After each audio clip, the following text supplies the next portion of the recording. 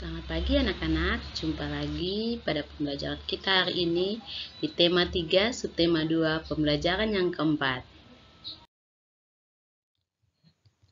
Dengan kompetensi dasar, PKN 3.2 menganalisis pelaksanaan kewajiban, hak dan tanggung jawab sebagai warga negara beserta dampaknya dalam kehidupan sehari-hari. 4.2 menyajikan hasil analisis pelaksanaan kewajiban, hak dan tanggung jawab sebagai warga masyarakat beserta dampaknya dalam kehidupan sehari-hari. Kompetensi dasar bahasa Indonesia 3.2 menggali isi teks penjelasan ilmiah yang didengar dan dibaca.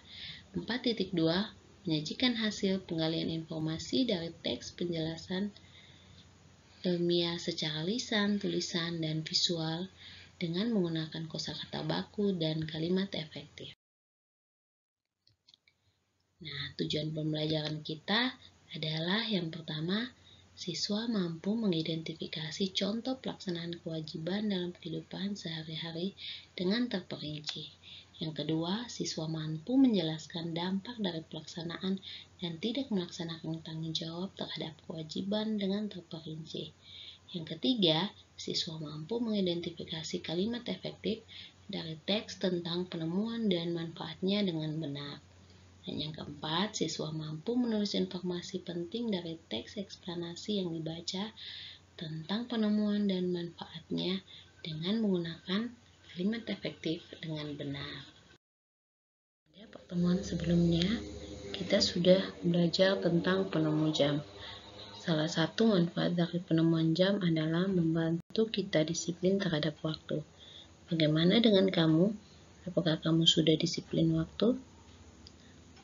Pernahkah kamu datang terlambat ke sekolah? Jika pernah, kamu dapat menceritakan pengalamanmu datang terlambat pada saat bertemu teman dan lain-lain. Nah, di sini ada beberapa pertanyaan mengenai pengalamanmu datang terlambat. Yang pertama, kapan kamu terlambat datang ke sekolah? Tentunya jawaban ini masing-masing anak bisa berbeda-beda ya. Yang kedua, mengapa kamu terlambat? Alasan pun mengapa kita terlambat pasti berbeda-beda dari setiap anak. Yang ketiga, siapa saja yang kamu rugikan saat kamu terlambat? Nah, saat kita terlambat, tentunya yang rugi yang pertama adalah diri kita sendiri. Yang kedua, teman-teman sekelas kita. Dan tentunya guru yang mengajar kita juga sangat dirugikan. Mari kita lihat apa saja kewajiban kita di sekolah. Nah, selain datang tepat waktu, membersihkan ruang kelas, belajar dengan baik, menjaga fasilitas sekolah juga merupakan kewajiban kita.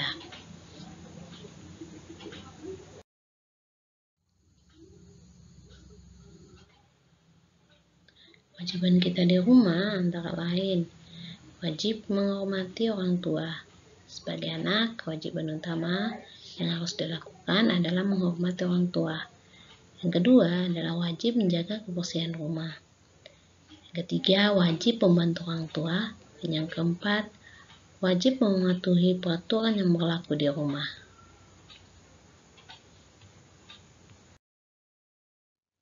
Sekarang kita lihat kewajiban dan tanggung jawab kita di masyarakat. Nah, kewajiban kita di masyarakat antara lain, kita wajib menjaga keamanan serta ketertiban umum. Yang kedua, kita wajib menaati berbagai peraturan yang berlaku. Yang ketiga, kita wajib menghormati orang di lingkungan sekitar. Dan yang keempat, kita wajib menjaga toleransi antar umat beragama. Mari kita amati gambar-gambar berikut ini. Apakah mereka sudah melaksanakan kewajibannya dengan tanggung jawab? Apa dampak dari yang mereka lakukan? Pertanyaan yang pertama, apa kewajiban kita sebagai pelajar? Pada gambar yang pertama, kewajiban kita sebagai pelajar adalah membuang sampah pada tempatnya. Yang kedua, pada gambar yang kedua, kewajiban kita adalah belajar dengan baik. Pada gambar yang ketiga, kewajiban kita adalah bekerja sama dalam kelompok. Pertanyaan yang kedua, apakah mereka sudah melaksanakan kewajiban? Tentunya pada gambar yang pertama, dia belum melakukan kewajibannya dengan baik. Pada gambar yang kedua, juga belum melakukan kewajibannya dengan baik. Nah, tentunya pada gambar yang ketiga, mereka sudah melakukan kewajiban mereka dengan baik.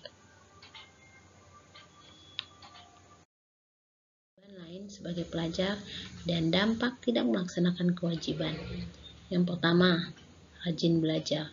Dampak tidak melaksanakan kewajiban adalah nilai sekolah yang rendah. Yang kedua, menyelesaikan tugas tepat waktu. Dampak tidak melaksanakan kewajibannya adalah tugas menjadi menumpuk. Kewajiban yang berikut adalah menaati peraturan sekolah. Dampak jika tidak melaksanakan kewajiban ini adalah mendapatkan hukuman. Yang keempat adalah menghormati guru. Dampak jika tidak melaksanakan kewajiban ini adalah kurang mendapat perhatian dari guru. Dan kewajiban pelajar yang lain adalah menjaga kerukunan dengan teman.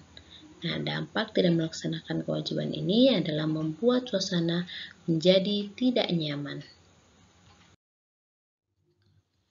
Nah, pada pembelajaran yang pertama, kita telah membaca teks tentang si kotak ajaib. Kamu telah menemukan kalimat tidak efektif pada teks tersebut. Nah, mari kita lihat apa itu kalimat efektif.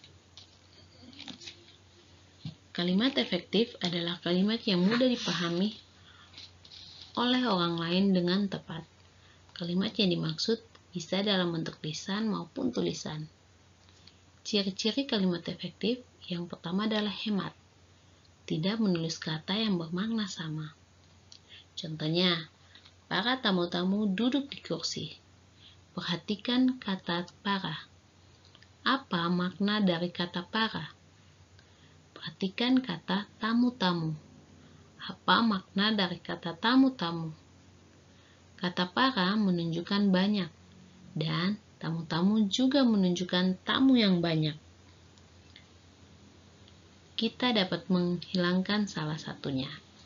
Nah, efektifnya adalah tamu-tamu duduk di kursi atau para tamu duduk di kursi.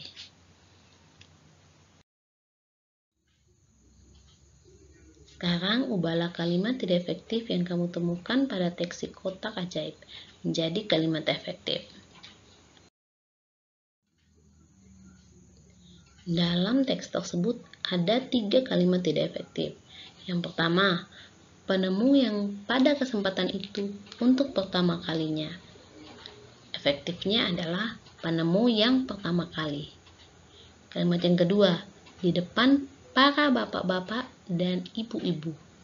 Kalimat efektifnya adalah di depan bapak-bapak dan ibu-ibu. Yang ketiga adalah lalu televisi kemudian terus berkembang.